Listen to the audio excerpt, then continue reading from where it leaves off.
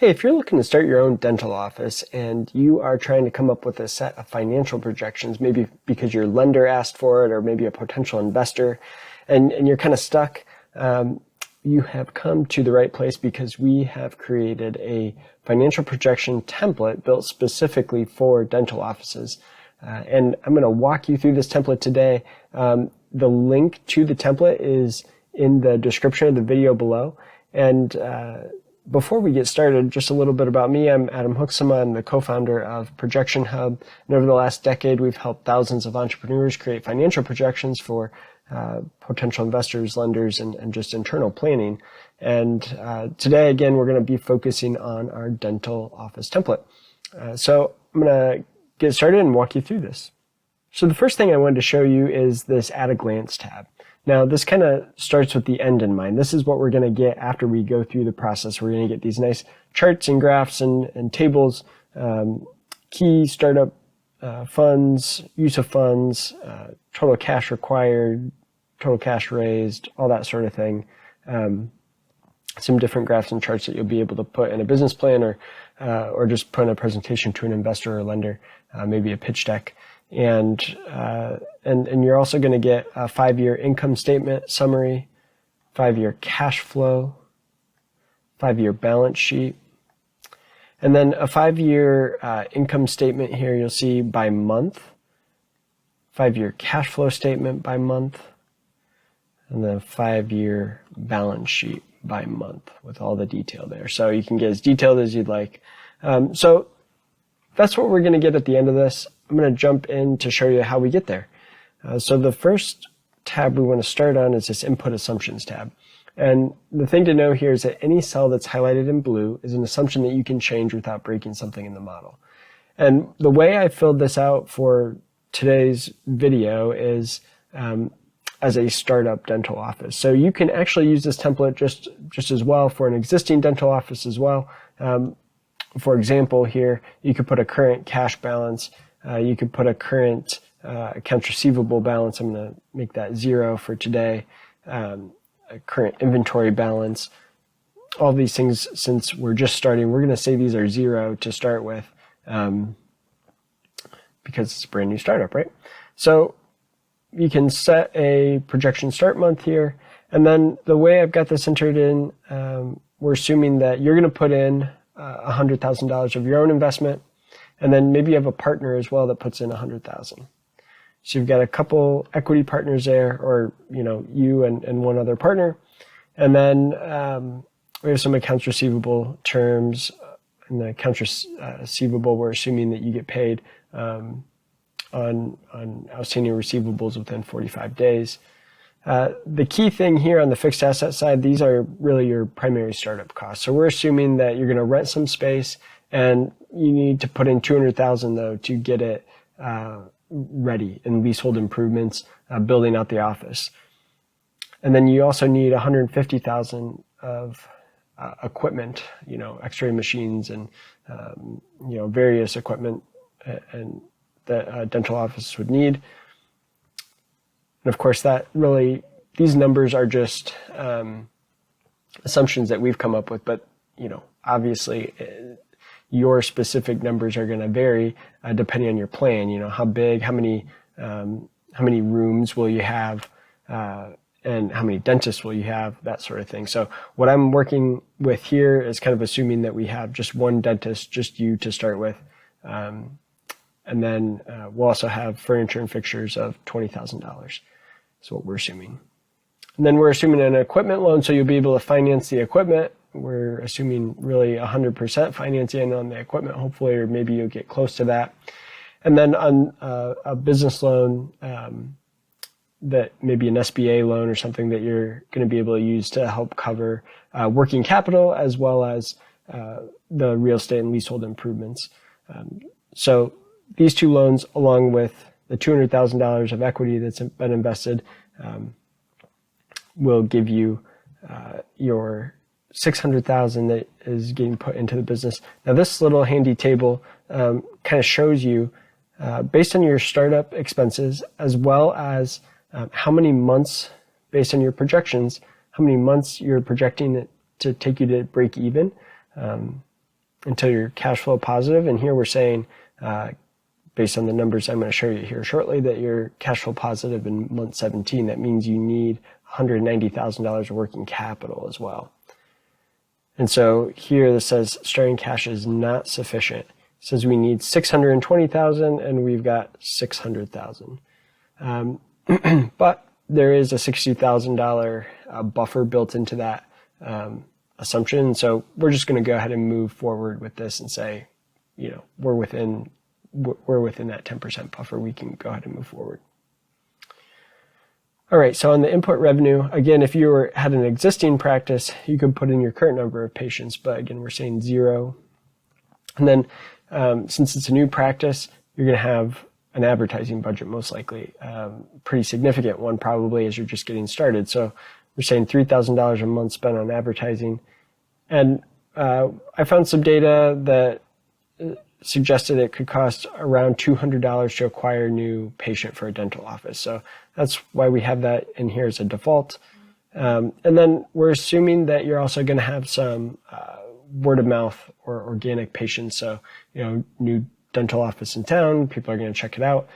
Or, your customers that came through the paid advertising channel, had a good experience and shared with their family or friends. And so that's how you would get word of mouth patients as well. And so that will give you your total number of new patients that you're bringing in.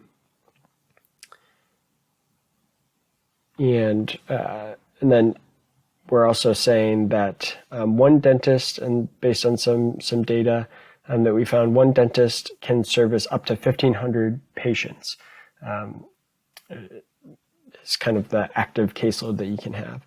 And so we have the assumption here that you're going to lose 10% of your patients every year.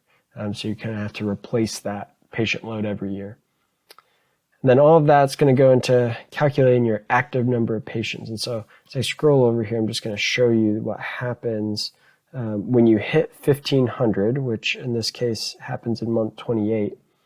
It just levels off. It doesn't let you go above 1,500 because we're assuming it's just one dentist. And so, for example, if you were planning to have 2 dentists, then maybe you should change this to 3,000. But for our purposes, we're going to say 1,500.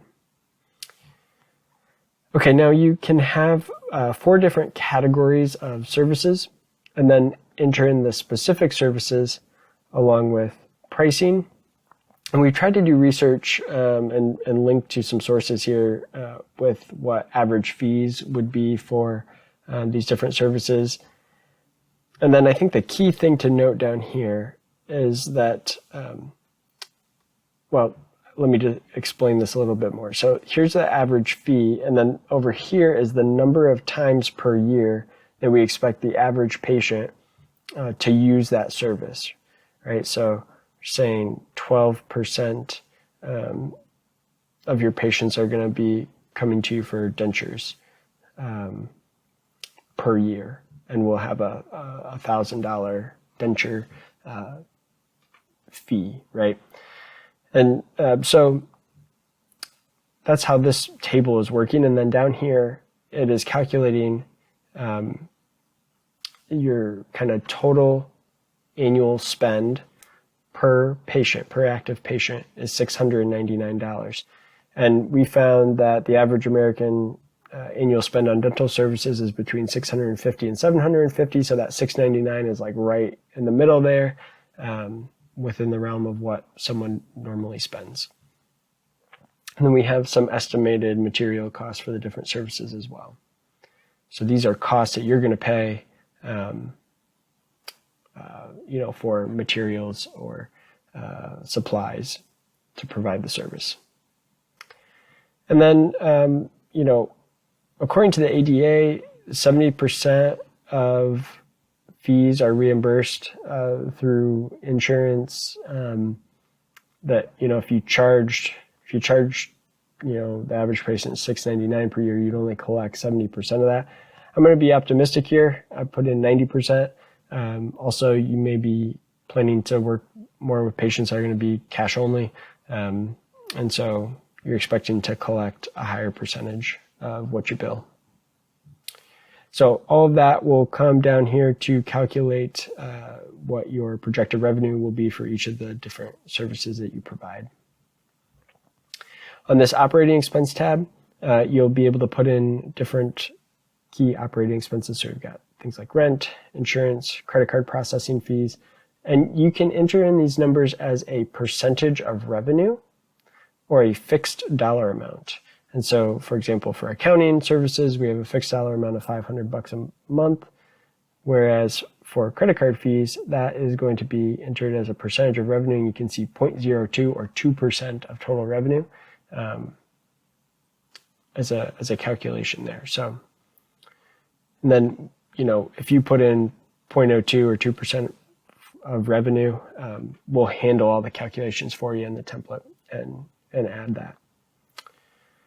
You can see other potential expenses that you may have as well.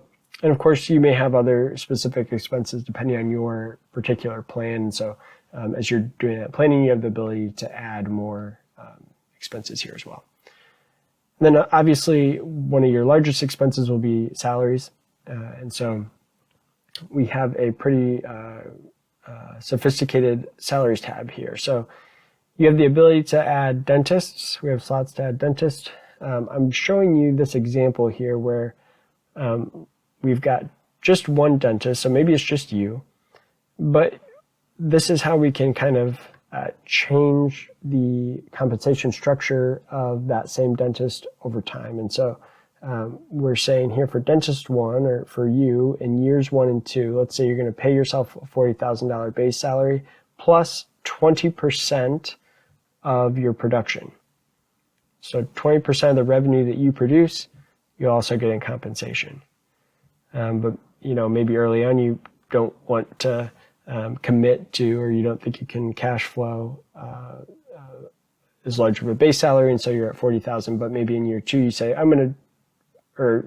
actually year 3 in this example, we're going to bump that base salary up to 50,000 and keep our variable compensation at 20. Or, maybe after year 2, you say, well, let's just do all variable compensation because I'm making good money now. And so maybe I don't pay a salary at all, but I bump my, variable compensation up to 35% as an example. So you can do that. And the key thing to note here is that you have the ability to pick what month the position started.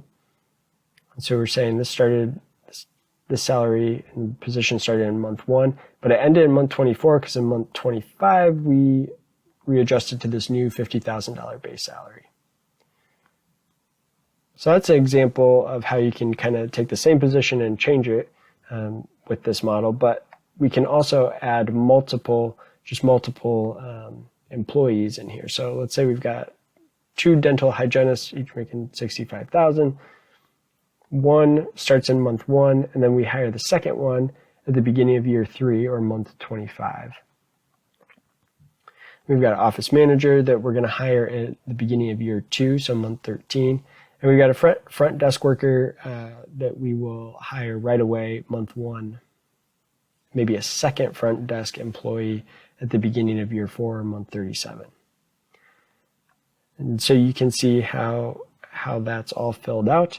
And then that brings us back to where we started, which is the at a glance. So you can see based on those numbers that we entered in, the first year you're going to have a net loss of $80,000, which would not be surprising in the first year of a practice. But you grow and you get to a nice, healthy, profitable level, a net income of $200,000 by the end of year 5. And there's some other helpful graphs and tables here as well. So if you have any questions about how to fill this template out, feel free to leave a comment down in the comment section of the YouTube video below, or reach out to us at support@projectionhub.com, and we'd be happy to help. Thanks.